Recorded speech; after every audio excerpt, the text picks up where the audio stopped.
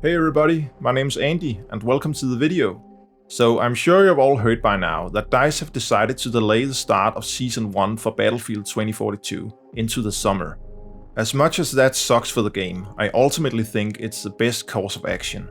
Because the game simply has too many issues, and I'd much rather play a game that's polished and has a solid foundation rather than a game that's chock full of content but lacks on a fundamental level. But anyway, that's a topic for another video. Because in this one, I want to discuss the compensation that DICE are offering to select players of Battlefield 2042.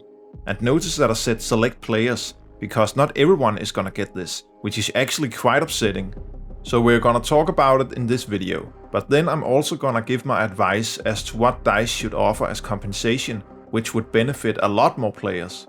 Okay, so let's start off by taking a look at what DICE are offering as compensation.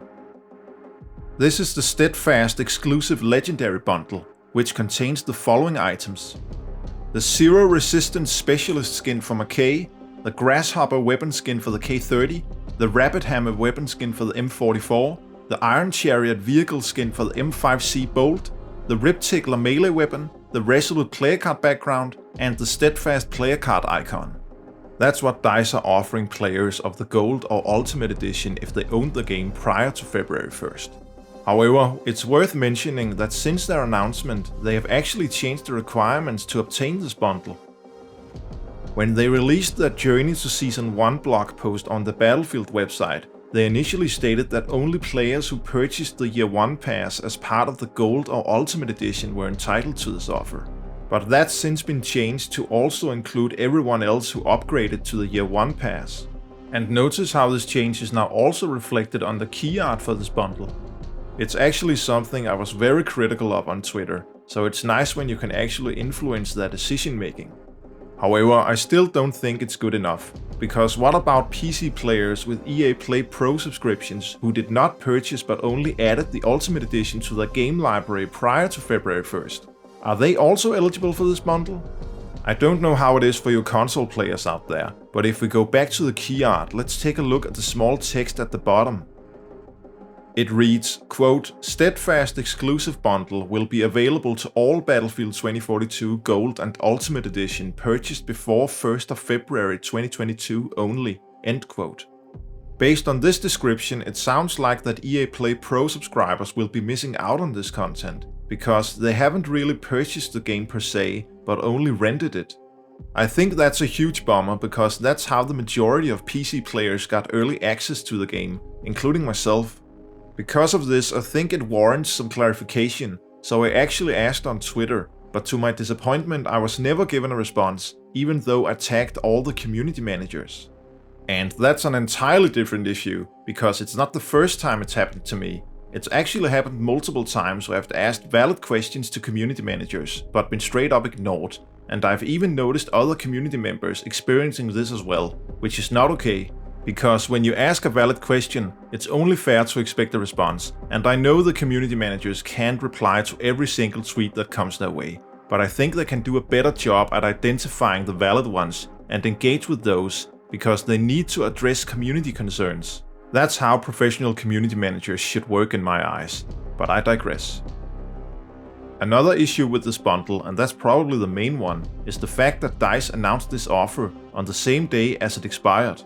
Effectively meaning that no purchases made after February 1st would be granted this offer. I honestly don't get how DICE thought this would go down well with the community, because this feels so out of touch.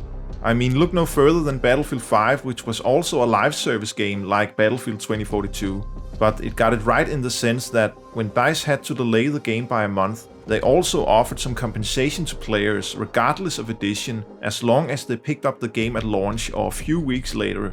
Essentially meaning they had a grace period in which they could pick up the game and still be granted this offer. It's not like February 1st was supposed to be the start of Season 1 for Battlefield 2042 anyway. In fact, we still don't have a firm date as to when it will start. The only info we knew of until recently was from Tempoyal's data mine from December of last year, which suggested that Season 1 would be starting in March of this year. But that was never confirmed or denied by DICE, and now they have come out and said that it will start in the early summer. And when you consider EA recently admitted that Battlefield 2042 failed to meet player expectations, it's only fitting that the Steadfast exclusive Legendary Bundle will be offered as compensation to all players, or at the very least let everyone who purchases the Year 1 pass up until the start of Season 1 get access to this bundle. I've read through a bunch of tweets and Reddit posts, and players are clearly unhappy with the situation, and rightfully so. On one hand, you have players who are upset that they are not getting this bundle as compensation just because they purchased the standard edition. And then on the other hand, we have players who spent $100 or more on the Gold and Ultimate Edition who feel like this is a slap in the face because they don't think this bundle equals the extra money they spent on the game, so they'd rather want a refund. I don't know if that's possible, but someone created a petition which I'm sure you already know about.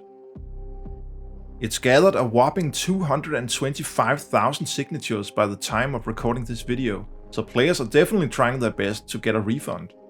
The creator of this petition even wants to pursue legal action against EA and DICE if deemed feasible, so this is a total mess. I was watching a video by Young Year recently in which he talked about issuing refunds. I'm gonna link the video in the description in case you wanna check it out for yourself, but I just wanna show you this brief clip because he made this argument that really hit the nail on the head.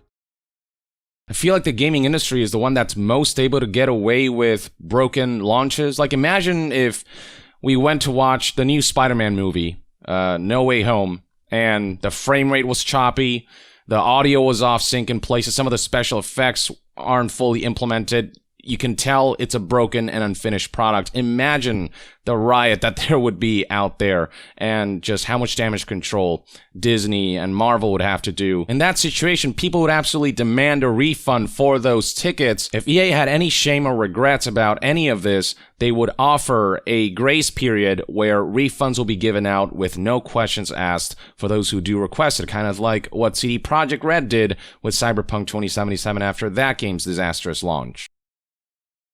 I couldn't have said it any better, and whether or not this goes anywhere, EA and DICE definitely have something to think about.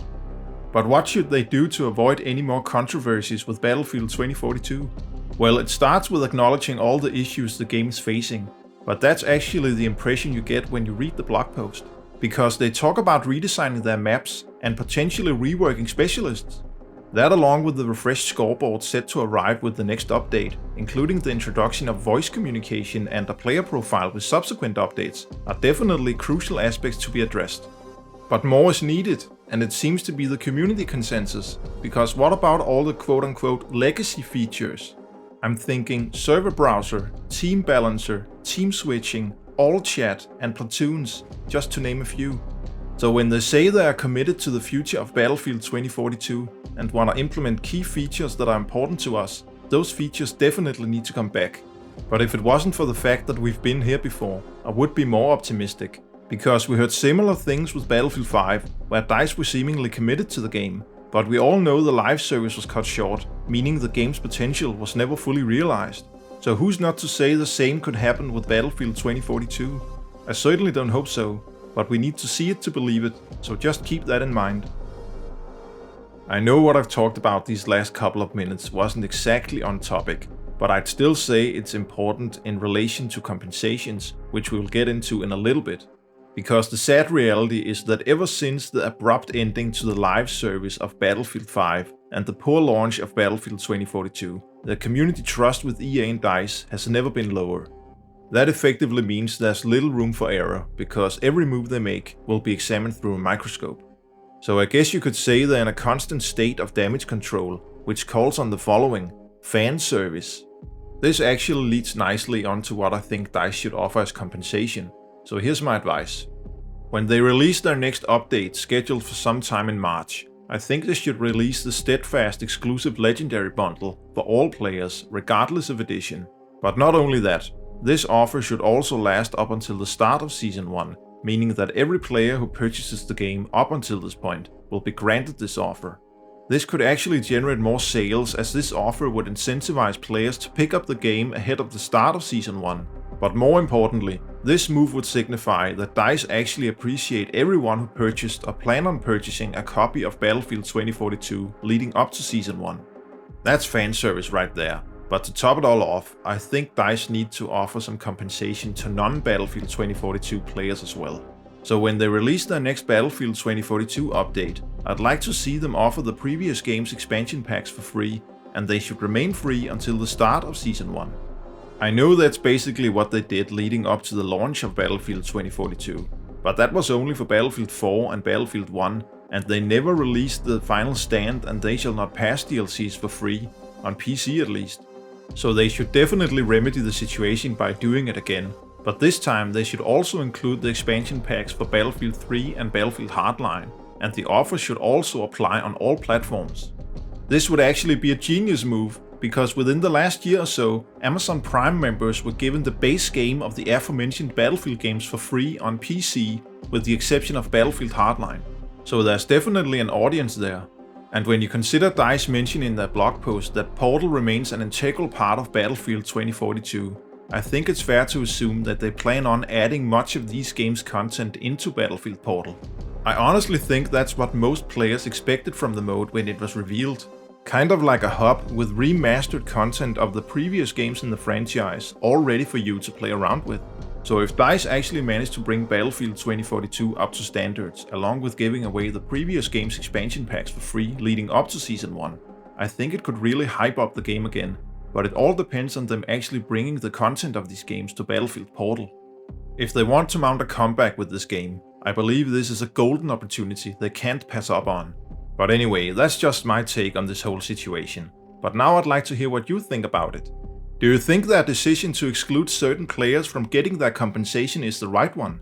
Or do you think DICE should go with my suggestions instead and be more inclusive by offering compensations to all players? I'm curious to hear your thoughts, so leave them in the comment section down below. And please share this video on social media so we can get as many opinions in here as possible.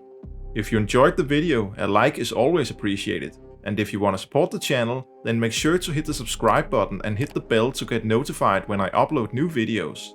But with that said, my name is Andy, thank you very much for watching, and hopefully I'll catch you again in my next video. Take care guys.